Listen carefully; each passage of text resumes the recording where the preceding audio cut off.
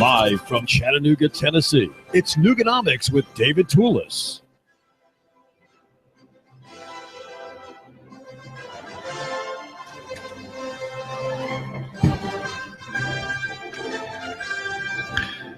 At Trail Life USA, which is the substitute group for the Boy Scouts, there's a man named John Haustein, John Haustein, I should say.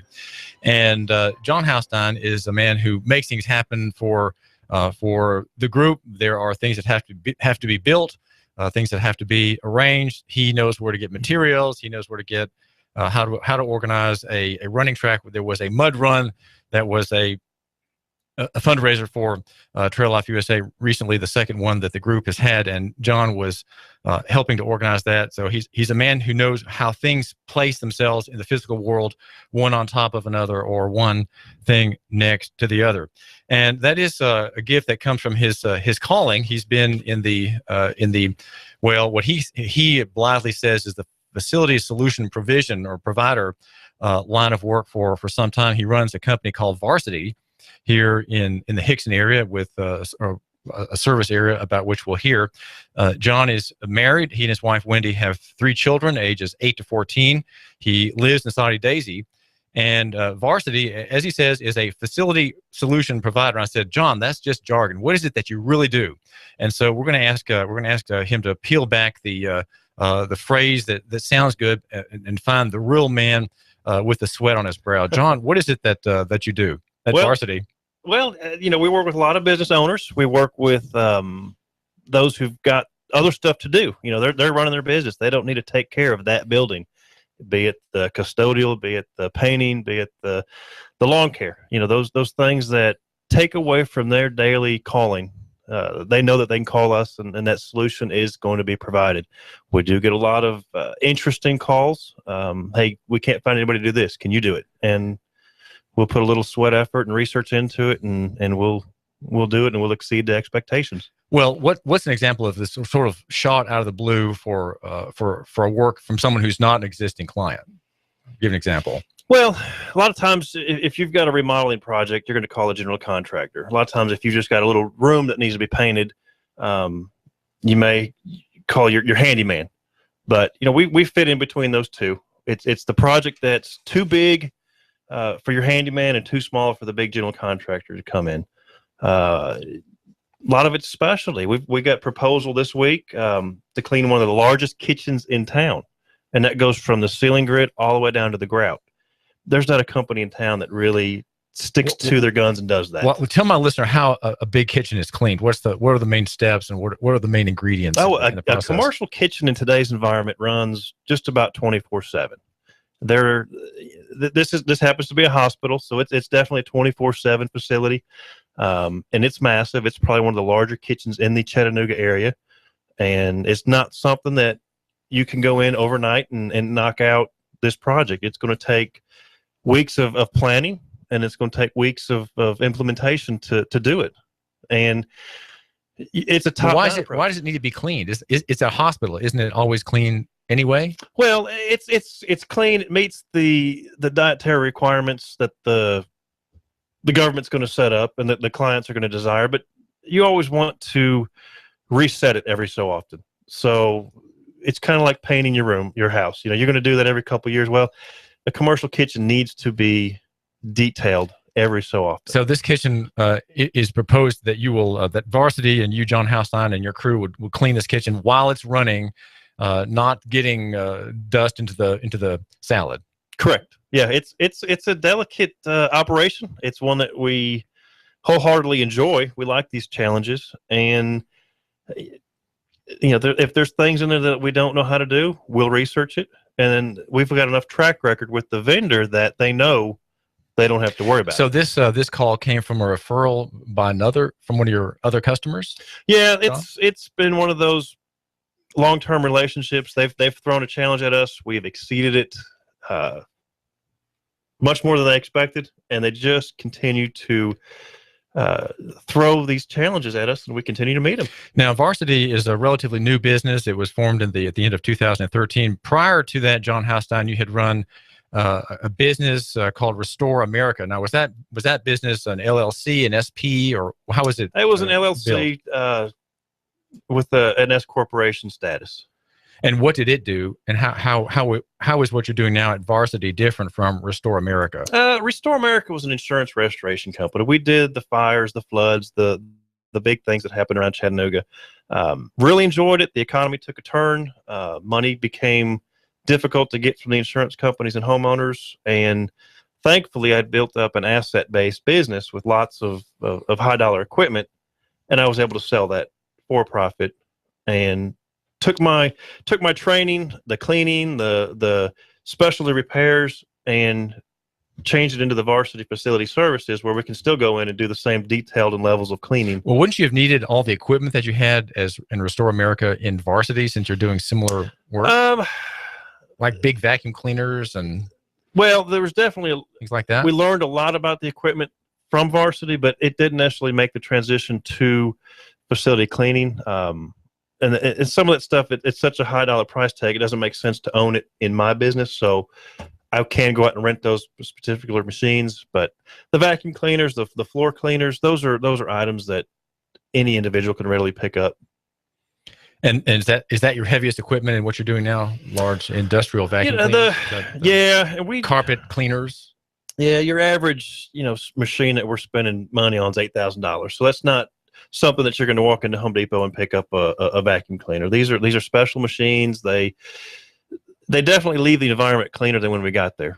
And we do see a lot of the competitors. They get their machines at the flea markets. They get their machines at yard sales. And so there's a night and day difference between what we put out and what they put out. And the hospitals have picked up on that.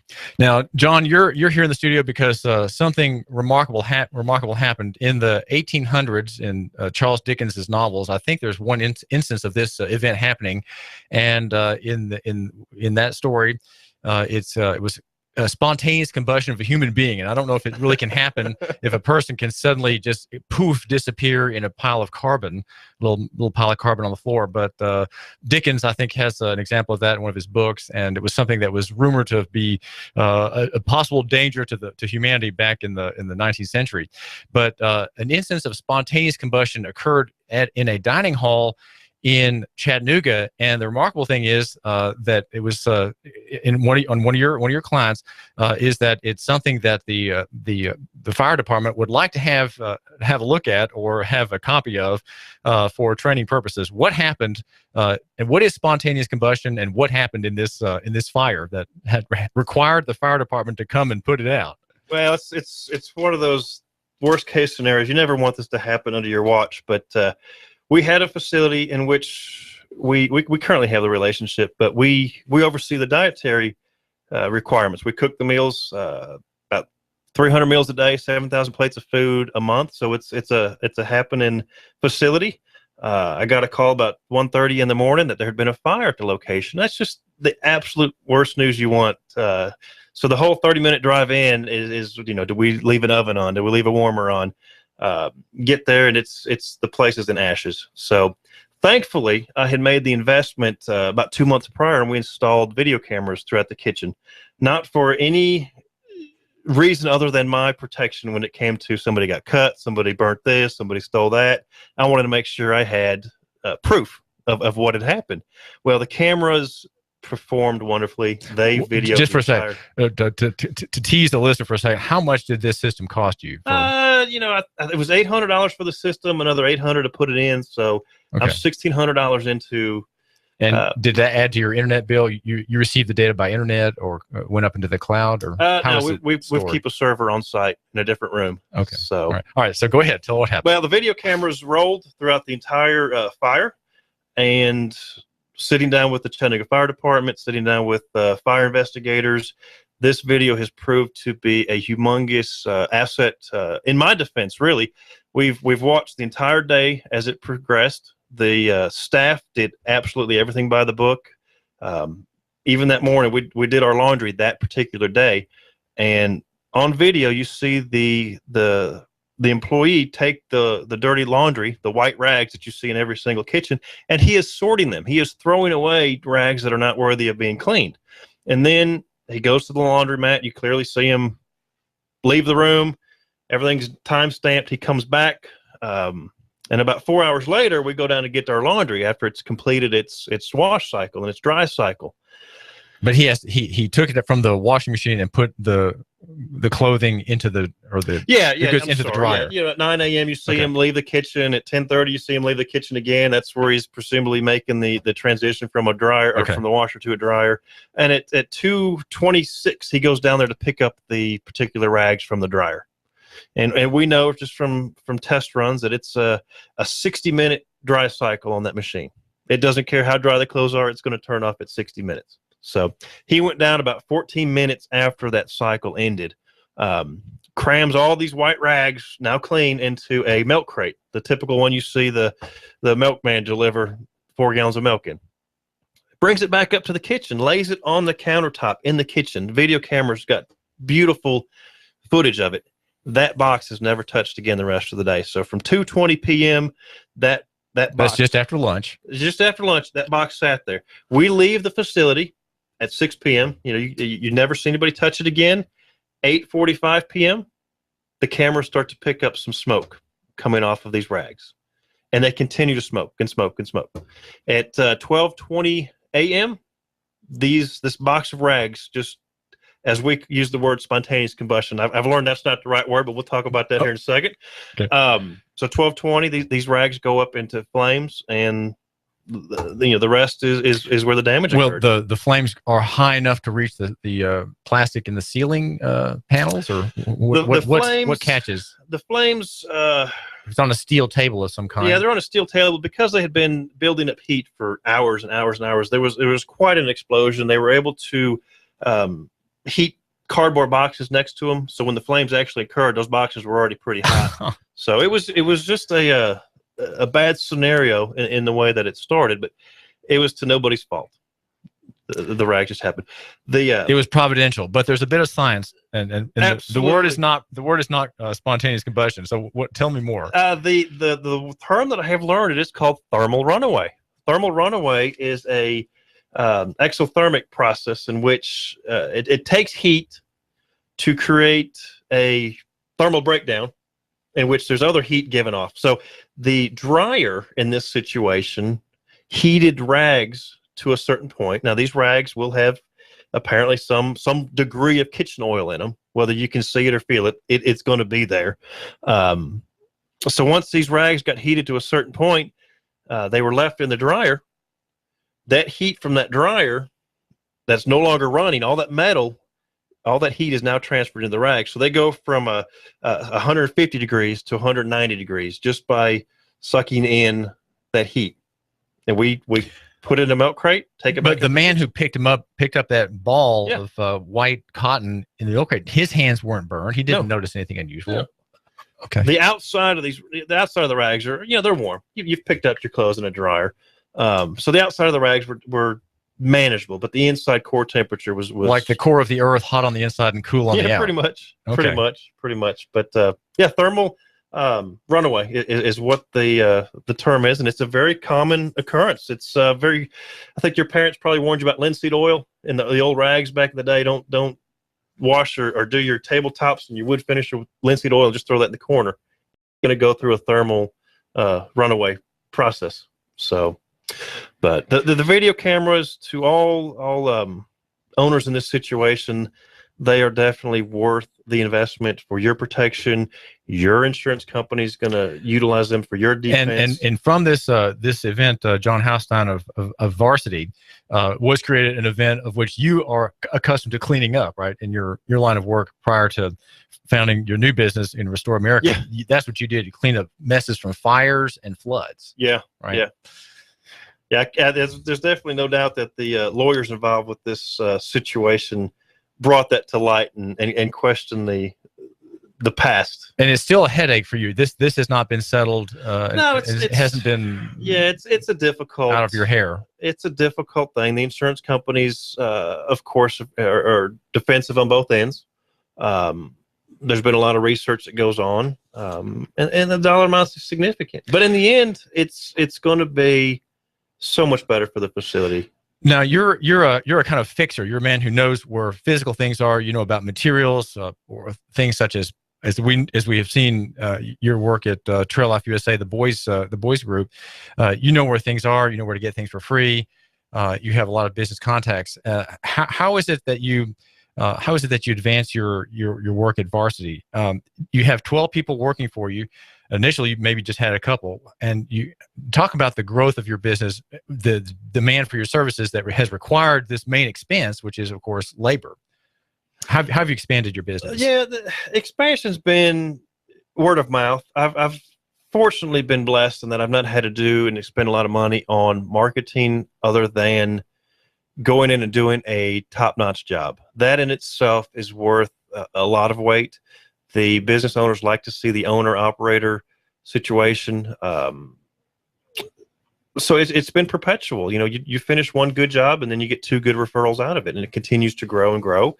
I do need to work on an exit strategy someday because I am the sole salesman, the sole manager, the sole employee. We've got 12 people that do all the work, but I'm always involved, and I don't want it to be in 10, 12 years when I'm wanting to get out that the business collapses because I'm not involved. Well, how do you do that? That requires a succession plan. You have 3 children. You have a daughter who's 14, and you have a son who's about 13 or 12. His name is Jacob. Are these young people candidates for helping your business and maybe taking over at some point? How do you interest them in your work? That's any father's dream, is to see the kids want to do what they did and continue your dream. But I have it too. Yeah, you can't count on that, though. It doesn't seem to work that way in today's society. So it's going to have to be a group of employees that are invested in the company. Either they're going to have some ownership so that they want to continue doing a good job. By building that team, then you become a entity that can be sold to another company, knowing that, hey, we're going to get employees that know what they're doing. We're going to get a client base that's been with John for 3 years, 10 years, 12 years, however long. You know, they like to see that type of loyalty from clients. So it's going to be something where we just have to build that team of quality employees, and that's not going to come cheap. Well, how do you make an employee who's just a servant? Legally speaking, it's a master-servant relationship. How do you get an employee to have a sense of ownership unless you actually give like parts of a share? Or have you? I know you're too new to probably think about that, but how does that work? How do you make that worker want to stay there and not just be the servant anymore, but at least partly the master who receives somehow some of the profit in the business? Well, you'll have to. Right now, I'm not to the point where I can. We're growing the business. We're investing in equipment. We're investing in training. So there's not that much leftover money to give back to the employee. Call it a carrot, if you may. You know, if you can present them with a project, say, hey, if you're done by such and such date and time, there'll be a bonus. If you know, if this business rolls into another opportunity because of the quality of work that you've provided, there'll be a bonus. So you can constantly reward them for their hard work. Now, you pay an employee to do a good job, not just to show up to work. I mean, that's why he's earning his wages. But if they go above and beyond, you need to recognize that and reward them for that. Is it hard to find hardworking people, John Haustein? Yes, in today's market, it is very difficult to find somebody who will be loyal. They'll leave you for a quarter. They'll leave you for a promise of a bigger paycheck. But you know, one thing they don't consider is, are you providing consistent and steady work for them? You know, they may see something that looks great, but is that a 6-week project, or is it something that's going to keep them busy for years? It's difficult, and I try to instill in my children too that, hey, you may not be the greatest, the smartest person at college. You may not go after the job that you want and get it, but as long as you've got some work integrity, the competition out there is not going to take that away from you, because there's not much work integrity out there. This is David Tulis. We're talking with John Haustein of Varsity, which is a facility solutions provider, as he describes it. I would like to recommend to you that if you have air conditioning or heating problems, that you contact Superior Air Systems, the folks in the big orange vans about Chattanooga and Hamilton County that take care of you in hot and cold climes. The number is 886-6602. That's 6602. And my name is David Tulis. And also, just in case someone else you might want to know, is Patrick Neal. He's a financial advisor with Edward Jones here in Hickson. He is a Hickson-centric Edward Jones man who helps with investments, mutual funds, stocks, and other things. He's very good at giving advice. He listens very carefully. It gives a great deal of time to people sometimes who are not even the best prospects, but he likes dealing with folks and wants to invest in people, generally speaking. And some of them become his clients. And I suggest that you can consider asking who he is, what does he do, what can he help you.